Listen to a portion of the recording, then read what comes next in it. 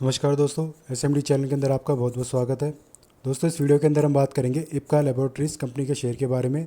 जैसे कि आप अपनी स्क्रीन पर देख पा रहे हैं, जो हमारा फ्राइडे का सेशन था 8 अगस्त का, वहाँ पर स्टॉक में हमें थोड़ी सी गिरावट देखने को मिली थी।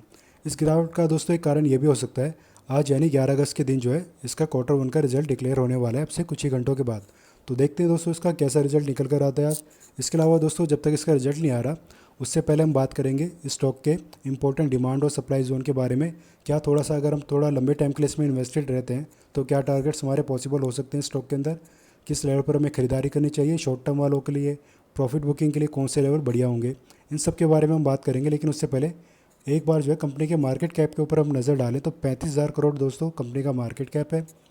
वहीं अगर हम इसके प्रॉफिट की बात करें दोस्तों, जो मार्च का जो क्वार्टर का जो रिजल्ट आया था Q4 का, तब यहाँ पर कंपनी का जो प्रॉफिट है वो 65 करोड़ का था, जो कि इसके प्रीवियस क्वार्टर्स के रिजल्ट के मुकाबले प्रॉफिट बहुत ही ज़्यादा कम हमें देखने को मिला था। अच्छी बात ये थी दोस्तों कि बस ये माइनस में नहीं गया, लेकिन आप देख सकते हैं कहाँ 277 करोड़ का प्रॉफिट था, कहाँ 65 करोड़ का। तो बहुत ही ज़्यादा डाउनफॉल हुआ था इसके प्रॉफिट के अंदर। अब देखते हैं दोस्तों आज जब इसका रिजल्ट आएगा, क्या ये सिलसिला कंटिन्यू रहेगा डाउनफॉल का, या फिर 65 करोड़ से ऊपर के नंबर हमें यहाँ पर देखने को मिलते हैं। ये देखने लायक होगा दोस्तों, इसका रिजल्ट आज का बड़ा ही इंटरेस्टिंग होने वाला है। वहीं इसके प्रमोटर्स के शेयर पैटर्न्स को देखें हम, प्रमोटर की हिस्सेदारी यहाँ पर 44% हमें देखने को मिल रही है। उसके बाद म्यूचुअल फंड की ऑलमोस्ट 30%, फिर एफआईएस की हिस्सेदारी हमें 10% इस स्टॉक के अंदर देखने को मिल रही है। अब जरा दोस्तों इसके हम चार्ट पर चलते हैं। चार्ट पर हमारे इंपॉर्टेंट डिमांड जोन यानी कि सपोर्ट लेवल कौन से हैं, वो है 1190 से लेकर 1298, आप इसको 1300 भी मान के चलिए। और सेलिंग जोन यानी कि प्रॉफिट बुकिंग जोन या फिर आप रेजिस्टेंस लेवल कह लीजिए, वो है 1464 से लेकर 1590। ये हमारे इंपॉर्टेंट डिमांड और सप्लाई जोन है दोस्तों। और इसमें जो टारगेट हम लेकर चल सकते हैं, कम से कम 1700 का हमारा पहला टारगेट होगा दोस्तों। और ये हमें देखना होगा 1700 को टारगेट आने में हमें कितना टाइम लग रहा है। उसी हिसाब से हम अपने नेक्स्ट टारगेट को थोड़ा सा कैलकुलेट करेंगे, क्योंकि हमने देखा है दोस्तों इसके जो क्वार्टर्स के जो रिजल्ट निकल कर आ रहे हैं वहाँ पर प्रॉफिट हमें घटता हुआ ही देखने को मिल रहा है। और आज देखना होगा दोस्तों किस तरीके का इसका रिजल्ट निकल कर आता है। अगर रिजल्ट इसका अच्छा आज भी हमें देखने को नहीं मिला तो डेफिनेटली दोस्तों जो 1298 का सपोर्ट है इसका भी हमें ब्रेकडाउन देखने को मिलेगा। यानी कि यहाँ पर जितने भी स्टॉप लॉस लगे हुए हैं उन सबको सेलर यहाँ पर नीचे लेकर आएंगे, सबके स्टॉप लॉस को ट्रिगर आउट करेंगे, फिर इसमें तेज़ी का ट्रेंड बना सकते हैं वो। और तेज़ी के ट्रेंड के लिए दोस्तों हमें क्या चीज़ पता होनी चाहिए।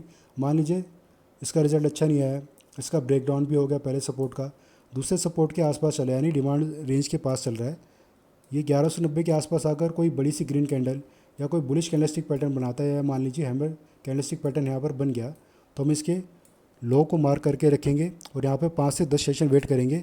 यहाँ पर जो कैंडल्स बनेंगी यहाँ पर इसके लो पर, वो कैंडलस्टिक पैटर्न जो भी बन रहे हो कैसे भी हो, इसके सपोर्ट से ऊपर ही, मतलब इसके लो से ऊपर ही क्लोजिंग देकर ऊपर की तरफ अगर स्टॉक जा रहा है, तब हम इसमें बाइंग साइड में पोजीशन बनाने के बारे में सोचेंगे।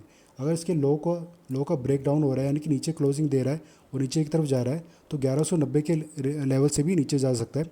फिर ऐसे में दोस्तों 1000 का जो हमारा साइकोलॉजिकल नंबर होता है उसको हमें ध्यान में रखना होगा, तब वहाँ पर हम खरीदारी करने के बारे में सोच सकते हैं। लेकिन जो स्ट्रैटेजी मैंने आपको बताई है दोस्तों, कैसे हमें बाइंग साइड में पोजीशन बनानी है, इस स्ट्रैटेजी को भी हम इस लेवल पर इम्प्लीमेंट करके देखेंगे। क्योंकि सबसे बेस्ट स्ट्रैटेजी होती है दोस्तों सपोर्ट लेवल पर बाइंग साइड में पोजीशन बनाने के लिए किसी भी शेयर में।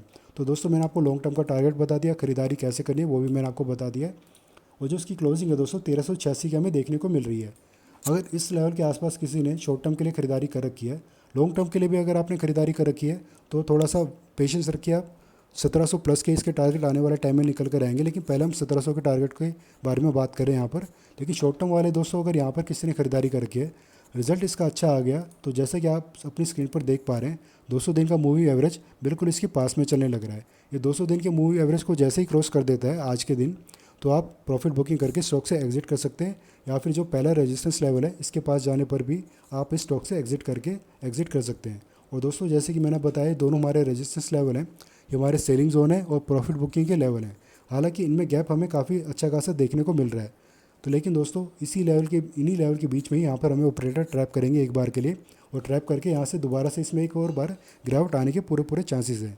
उसके बाद दोस्तों गिरावट आने के बाद ही जो है यहाँ पर जब भी मजबूत बाइंग जोन, यहाँ पर जब भी ये बाइंग जोन में फिर से आएगा अगली बार, और यहाँ पर अच्छी खासी अगर हमें बाइंग देखने को मिलती है और कुछ पॉजिटिव न्यूज़ भी अगर इस स्टॉक में निकल कर आ जाती है, तो बहुत ही जल्दी ये अपने 1700 के टारगेट को अचीव कर सकता है, और हो सकता है 2000 के टारगेट भी हमें निकाल कर दे सकता है।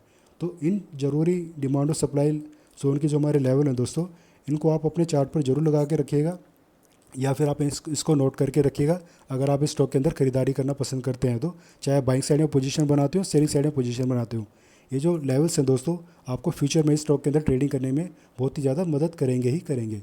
तो फिलहाल के लिए दोस्तों इस वीडियो में इतना ही। जो भी जानकारी देने की मैंने आपको कोशिश करी इस वीडियो में, अगर आपको अच्छी लगी हो, यूज़फुल लगी हो जानकारी, तो वीडियो को लाइक करना, चैनल को सब्सक्राइब करना। धन्यवाद।